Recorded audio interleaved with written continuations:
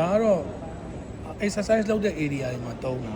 နော်သူကတော့အားကစားလုပ်တဲ့နေရာမှာဒူးတွေပါမနာအောင်သူဣအောင်တုံးတဲ့အတွက်ဒါ base ပါနော်ဒါကတော့ဒါသူကပထမအဆင့်သူ့ရဲ့ balance ကို suspension ကိုဣအောင်ထည့်ထားတယ်စေဒါ primer ပါဒီကောင်ကိုချုပ်တဲ့အတွက် primer နဲ့ချုပ်လိုက်ပါတယ် primer ပြီးတော့ဒါ base coat ပါဒါ base coat base ခံလိုက်တယ်နော်ခံစည်းပေါ့နော်ခံစည်းပြီးရင်ဒါ final coat ပါဒါ final coat ဆိုလို့ရှိရင်သူကလုံးဝနော်